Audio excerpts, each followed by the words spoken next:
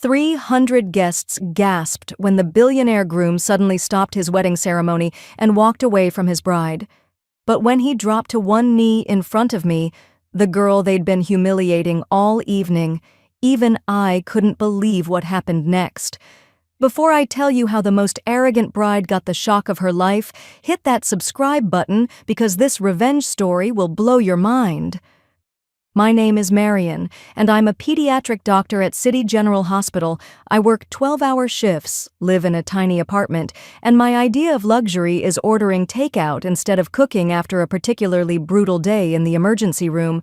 So when I received an invitation to what was being called the wedding of the century, I honestly thought it was a mistake.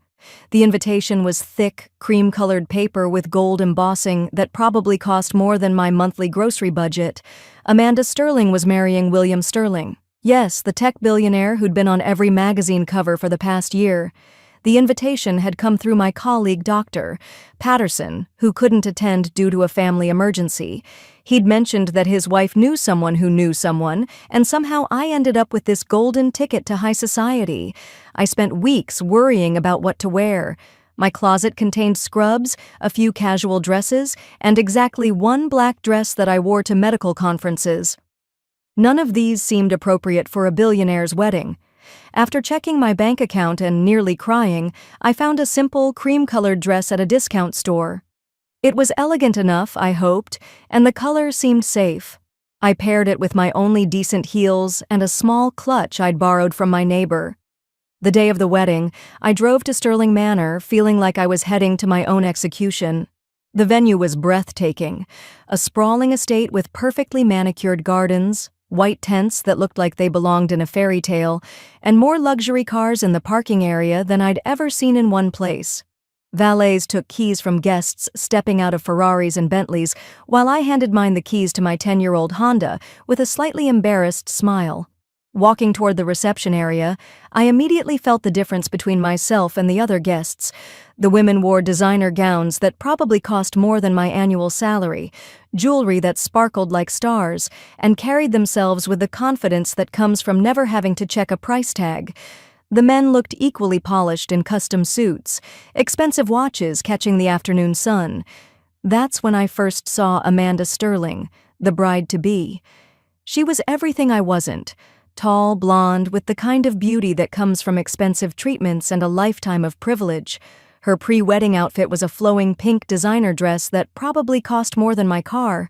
She was surrounded by her entourage, two equally stunning women who hung on her every word like she was dispensing wisdom from on high. I was trying to find my assigned table when Amanda's voice cut through the air like a knife. "Excuse me, who let the help into the guest area?" Her voice was sweet, but with an edge that made my stomach drop. I turned to see her looking directly at me, her perfect smile not reaching her cold blue eyes. "I'm sorry," I managed to say, my voice smaller than I intended. One of her friends, a brunette with sharp features, looked me up and down dismissively. "She means you look like you should be serving drinks, not drinking them." The comment drew giggles from their little group and curious stares from nearby guests. My face burned with humiliation, but I forced myself to stand straighter. "I'm a guest, Dr. Marion Hayes. I was invited by Dr. Patterson's family." Amanda's laugh was like breaking glass. "Oh, a doctor! How noble. Well, Dr. Hayes, your table is in the back, way in the back." She gestured toward a table so far from the main area that it might as well have been in a different county. "We wouldn't want you to feel overwhelmed by all this luxury." Her other friend, a blonde with too much makeup, added, "That dress is cute. Very discount store chic." More laughter rippled through their group, and I felt my cheeks burning with shame. I wanted to leave right then. Every instinct told me to walk back to my car and drive home to my comfortable, humble life. But something stubborn in me refused to give them the satisfaction. I'd been invited, and I had every right to be there. So I walked to that back table, held my head high, and took my seat among the other, lesser guests, distant relatives and plus ones who didn't quite make the cut for the important tables. The cocktail hour was torture. I watched Amanda and her friends hold court, their laughter carrying across the gardens as they no doubt shared more jokes at my expense. I nursed a single glass of champagne and tried to make small talk with my table mates, but my heart wasn't in it. I kept checking my watch, wondering how soon I could politely escape. Then something unexpected happened. A shadow fell across my table, and I looked up to see a man I recognized from magazine covers and news articles. William Sterling himself was standing there, looking directly at me with warm brown eyes that seemed genuinely interested. "Dr. Hayes, isn't it? I heard you work in pediatrics at City General." His voice was nothing like I'd expected from a billionaire. Warm, genuine, without a trace of condescension. I nearly choked on my champagne. "Yes, that's right, though I'm surprised you know that." He smiled, and I noticed it reached his eyes in a way Amanda's never did. "May I sit?" "I'd love to hear about your work. It must be incredibly rewarding, helping children." What followed was the most genuine conversation I'd had in months. William asked thoughtful questions about pediatric medicine, listened intently as I described the challenges and rewards of working with sick children, and shared stories about his own charitable work with children's hospitals. He was nothing like the cold businessman I'd expected. There was warmth in his voice when he talked about wanting to make a real difference in the world, not just accumulate wealth. From across the garden, I could see Amanda watching us with an expression that could have melted steel. Her perfectly glossed lips were pressed into a thin line, and her hands were clenched so tightly around her champagne flute that I worried it might shatter. Our conversation was interrupted when Amanda appeared at our table like a storm cloud in designer pink. "William, darling, shouldn't you be greeting our other guests? I'm sure Dr. Hayes understands that you have responsibilities." The way she said responsibilities made it clear that talking to me wasn't one of them. William's expression tightened slightly, but he stood politely. "Of course. Dr. Hayes, it was truly a pleasure talking with you. I hope we can continue our conversation later." After he left, Amanda leaned down close to my ear, her voice a venomous whisper. "Listen carefully, little doctor. William is my fiancé. We're about to be married, and I won't have some nobody embarrassing herself by throwing herself at him. Know your place." Her friends flanked her like bodyguards, their expressions equally hostile. The brunette added, "Maybe you should stick to the kids' table. It's more your speed." I felt my hands trembling with anger and humiliation, but before I could respond, they were gone, leaving me sitting alone with the taste of shame bitter in my mouth. The evening only got worse. During dinner, one of Amanda's friends accidentally knocked over a full glass of red wine while walking past my table. The wine splashed across my dress, staining the cream fabric with ugly dark splotches. "Oh my goodness, I'm so sorry!" the brunette exclaimed, her voice dripping with fake concern. "How clumsy of me!" But honestly, red wine stains come out, right? Well, probably not from that fabric, but I'm sure you have other dresses. The nearby guests pretended not to notice, but I could feel their eyes on me as I tried to clean the wine with my napkin. My dress was ruined, and I felt like I might cry from the sheer humiliation of it all. That's when I decided I'd had enough. I would finish dinner and leave quietly during the dancing, before the real celebration began. But then something strange happened. As I was heading to the bathroom to try to clean my dress, I saw William standing in the hallway. He wasn't talking to anyone, wasn't schmoozing with guests. He was just standing there, watching the reception through the large windows with an expression I couldn't quite read. "Your dress," he said when he saw me, and I noticed genuine concern in his voice. "What happened?" "Just an accident," I lied, not wanting to cause drama on his wedding day. He studied my face for a long moment, and I had the strangest feeling that he could see right through my polite facade. "Marion, can I ask you something? What do you think makes a person truly valuable? Their kindness, their character, or their bank account and social connections?" The question caught me off guard. Their kindness, of course, how they treat others, especially people who can't do anything for them in return. Something shifted in his expression, a sadness that surprised me. That's what I thought you'd say? Thank you for being honest. Before I could ask what he meant, he was gone, leaving me more confused than ever. I returned to my table to find that Amanda's torture wasn't over. She had apparently announced to the room that there was confusion about the seating arrangements and that some people didn't know their place. She pointed me out to several guests as the help who got mixed up, and I watched my humiliation become entertainment for people I'd never even met. That was my breaking point. I gathered my purse and prepared to leave, dignity be damned. I'd endured enough humiliation for one evening, but as I stood to go, William appeared at my table again. "Please don't leave," he said quietly, his eyes intense. "I know this evening has been difficult for you, but please stay." You might be surprised by what happens next. There was something in his voice that made me sit back down, though I couldn't understand why.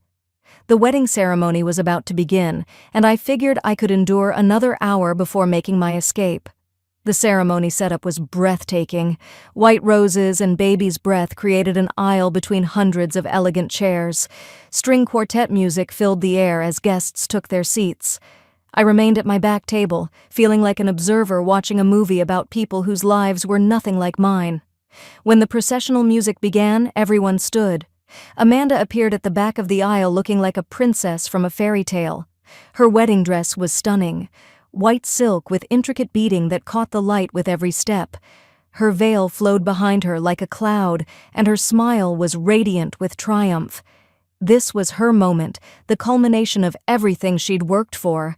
She walked down that aisle like she owned the world, nodding graciously to guests, her perfect smile never wavering.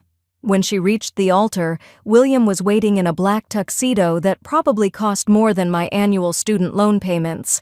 They looked like they belonged on the cover of a magazine, the perfect power couple.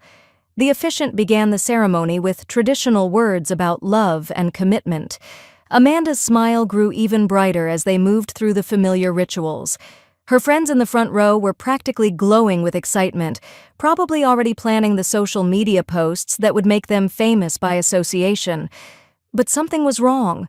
I couldn't put my finger on it at first, but William seemed distant. He was going through the motions, saying the right words, but his eyes kept scanning the crowd. At one point, his gaze found mine across all those guests, and I felt a jolt of electricity that I couldn't explain. Then it happened. The officiant had just asked if anyone had any reason why this couple should not be wed, expecting the traditional silence, but instead of moving on to the vows, William suddenly stepped back from Amanda. "Wait," he said, his voice carrying across the silent crowd. "I can't do this." The collective gasp from 300 guests was audible. Amanda's smile faltered for the first time all day, confusion flickering across her perfect features. "William?" she whispered, but her voice was picked up by the microphones. He turned to face the crowd, his eyes finding mine again. "I'm sorry, Amanda. I'm sorry to everyone here. But I can't marry someone whose character I've been watching all evening, and I don't like what I've seen." Amanda's face went from confused to horrified. "What are you talking about?" "William, this isn't funny." But William wasn't looking at her anymore. He was walking down from the altar, past the shocked guests, past Amanda's family in the front row, past all the important people with their important connections. He was walking directly toward my table in the back. The crowd erupted in whispers and gasps. People were standing up trying to see what was happening. Amanda's mother looked like she might faint. The officiant stood frozen at the altar, unsure what to do. William reached my table and, to my absolute shock, dropped to one knee in front of me. "Marion," he said, his voice clear enough for everyone to hear, "I've spent this entire evening watching how people treat each other. I've watched kindness and cruelty in equal measure. I've seen who people really are when they think no one important is watching. My heart was pounding so hard I thought it might burst. This couldn't be real. This had to be some sort of elaborate joke or misunderstanding. I watched Amanda and her friends humiliate you," he continued, "not because you'd done anything wrong, but because they could. Because they thought you didn't matter. I watched them try to make you feel small and worthless, and I watched you handle it with more grace and dignity than they've shown all day. Behind him, I could see Amanda standing at the altar in her beautiful dress, her face twisted with rage and disbelief. Her friends looked equally shocked, their mouths hanging open in ways that definitely weren't photogenic. "I've been looking for someone real my entire adult life," William said, still on one knee, still looking directly into my eyes. "Someone who judges people by their character, not their bank account. Someone who dedicates their life to helping others, not just helping themselves. Someone who can be humiliated and hurt but still maintain their dignity." He reached into his jacket and pulled out a ring box, not the elaborate ring he'd been planning to give Amanda, but a simple, elegant solitaire that somehow seemed perfect. "Marion Hayes, will you marry me?" The silence that followed was deafening. 300 of the most important people in the city were staring at me, waiting for my answer. Amanda was still standing at the altar, her bouquet trembling in her hands. Her friends looked like they'd been turned to stone. I looked down at William, this man I'd spoken to for maybe an hour total, who was asking me to marry him in front of everyone who'd just watched me be humiliated. Part of me wondered if this was all some elaborate setup, another way to humiliate me even further. But when I looked into his eyes, I saw something I hadn't expected: sincerity, hope, and something that might have been love, or at least the beginning of it. "William," I said, my voice shaking, "I barely know you." He smiled, that same warm smile from our conversation earlier. "Then let's get to know each other. But let's do it as equals, as partners. Let's do it honestly, without games or social climbing or pretending to be something we're not." Behind him, Amanda finally found her voice. "You can't be serious. William, she's nobody. She's a doctor who can't even afford a decent dress. I am Amanda Worthington. My family has been in society for generations. You're throwing away everything for some peasant." Her words hung in the air like poison, and I watched William's expression harden. He stood up and turned to face her, his voice carrying across the crowd. "Amanda, you've just proven exactly why I can't marry you. Dr. Hayes saves children's lives every day. She dedicates her existence to helping others. She's been nothing but gracious and kind, even when you and your friends have been cruel to her all evening, and you just called her a peasant because she doesn't have as much money as you do." He turned back to me, his eyes soft again. "Marion, I'm not asking you to say yes right now. I'm asking you to give us a chance. A real chance, built on honesty and mutual respect, not social expectations or business arrangements." The crowd was going wild now.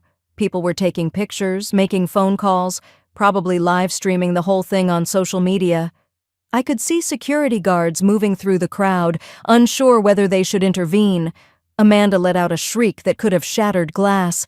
"This is my wedding, mine! You cannot humiliate me like this!" She threw her bouquet at William's back and began sobbing, her perfect makeup running down her cheeks in black streams. Her friends finally snapped out of their shock and rushed to her side, but the damage was done. The bride who had spent the evening making me feel worthless was now the center of a scandal that would follow her for the rest of her life. I looked around at all those faces staring at me expectantly. The same people who had watched my humiliation with amusement were now waiting to see what the poor doctor would do when handed everything they'd ever wanted. "Yes," I said, my voice stronger than I felt. "Yes, I'll give us a chance." William's smile could have powered the entire city. He slipped the ring onto my finger as Amanda's sobs echoed across the garden. The crowd erupted in confused applause, unsure whether they should be celebrating or scandalized. As William helped me to my feet, I caught sight of Amanda's friends. The same women who had mocked my dress and made me feel worthless were now looking at me like I was the most important person in the room. The irony wasn't lost on me. 6 months later, I was reading the society pages over coffee in our simple but comfortable home. The headline read, "Former socialite Amanda Worthington files for bankruptcy following wedding scandal." The article detailed how the humiliation had destroyed her social standing, how her family had cut her off financially, and how she was now working as a waitress while trying to rebuild her life. I should have felt vindicated, but mostly I just felt sad for her. William and I had spent those 6 months getting to know each other properly. No manipulation, no games, just honest conversation and genuine connection. We'd discovered that we shared the same values, the same desire to make the world better, the same appreciation for simple pleasures over material possessions. Our own wedding was small and intimate, held in the children's hospital garden where I worked. Instead of hundreds of society guests, we were surrounded by the families I'd helped, colleagues who'd become friends, and people who mattered to us for who they were, not what they owned. As I walked down that simple aisle in a dress I'd chosen because I loved it, not because it cost the most, I thought about that night 6 months ago. Sometimes the most unexpected moments change everything. Sometimes being humiliated leads to being elevated. And sometimes, when you think you're at your lowest point, life has something beautiful waiting just around the corner. The woman who thought she could make me feel worthless ended up giving me everything I never knew I wanted. And that's the most beautiful irony of all. What would you have done in my place? Would you have accepted the proposal or walked away? Let me know in the comments. If you loved watching Amanda get what she deserved, smash that like button and subscribe for more incredible stories that prove kindness always wins in the end. Real talk. Have you ever been in a situation where someone tried to make you feel small because of your clothes, your job, or your background? How did you handle it? Did you get your revenge, or are you still waiting for karma to do its thing? Share your story in the comments because I read every single one. And here's a question that's been bugging me. Do you think William really fell for me in that one conversation, or was this all planned? Let me know what you think. If this story gave you chills, slam that like button, subscribe for more incredible tales, and ring that bell because these stories just keep getting crazier.